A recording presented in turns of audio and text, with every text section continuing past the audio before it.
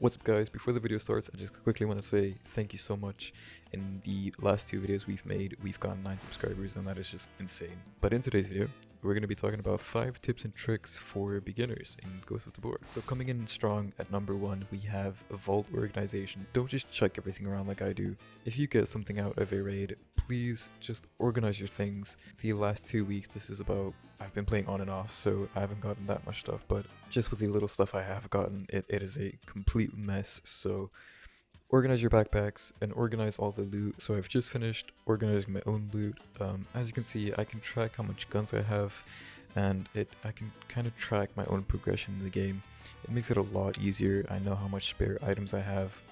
All my ammo is at one place, all my gunpowder is at one place, the mags, the attachments, I'll show that just in a sec, the backpacks.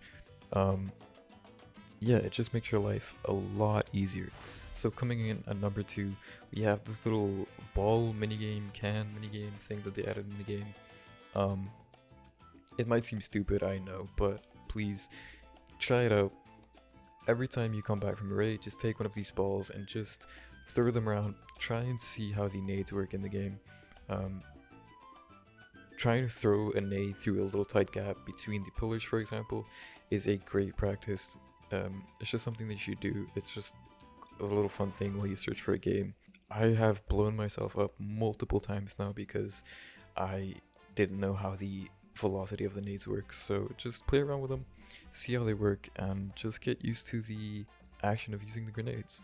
So for tip number 3, we have the glitch as of July. That is, there's a glitch in the game that if you kill an enemy and you pick their weapon up and you go to rack the gun, you'll see that there's ammo in the magazine, but as soon as you take the mag out, I'm in the vault obviously, so it's not gonna happen right now, but if you take the magazine out, the ammo in the gun will just disappear. A really easy fix for that is racking the bolt twice. Yes, you might waste a bullet, but in the long run, you can actually use their gun without having to pick up a gun with an empty mag. So yeah, pro tip. Coming in at number 4, we have a pretty simple setting. If you do start the game, or you might even play the game for a while and not know about these settings, but if you open up your setting menu, you go into settings, you'll see all of these options that you can play around with.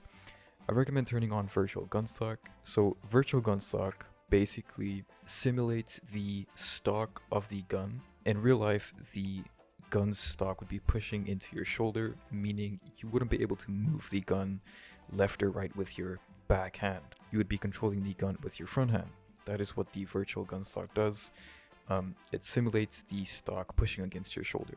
So if you turn off virtual gun stock, you would be controlling the gun with both hands, making your aim a lot more shaky and making your aim just a lot more terrible than it is with the virtual gun stock turned on.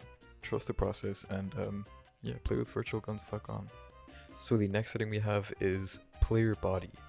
This is personal preference, but I recommend you turn this off. If I were to loot right below me, I would be able to see everything right under me because I have it turned to hands only.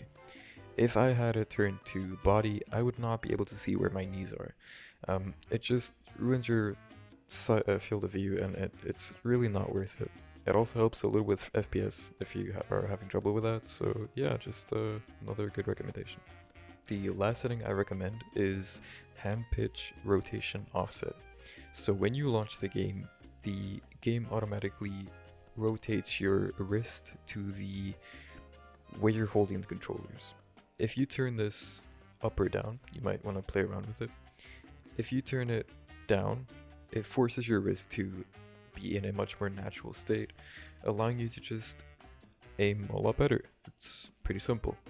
So play around with the setting and just see what works best for you, see what's comfortable. It might get some taking used to, but yeah. So for the last and final tip, over here at radio station on the island map, if you go all the way to the top, there is a scav, usually at the top. If you go to the top, there is a room just here to the left. There is a keycard spawn, usually. Not always. It's a lot more common than you think it might be. But if you go up the ladder and kill this scav, there is a room up here that you can go to and loot. It has these little shelves right here. These shelves can spawn a GPU, which means a GPU usually sells for about 37,000, which is a very easy way to get money. I have went into multiple raids back to back, and I have gotten multiple GPUs back to back from this spot. It might get changed in the new updates coming out, but as of right now, it does spawn, and it's a pretty easy way to get some money. But with all that being said, yeah, I really hope these 5 tips help you guys out. It is not the most advanced tips, I know, but they should help you get a bit more of an edge over the other people and just help you overall. So yeah, let me know in the comments if you guys would want more of these, or if you guys want any other type of suggestions. But yeah, mostly I just want to say thank you. The 9 subscribers that I've gotten in the last 2 videos is just, I never thought I would get any, to be honest. I thought my videos are gonna get maybe 10 views and just die out, but you guys proved me wrong. So thank you so much for watching. Share the video if you want. If you like it. If you dislike it, leave a dislike. Comment something down below. I'll get back to you. And yeah, just maybe stick around and enjoy the vibe.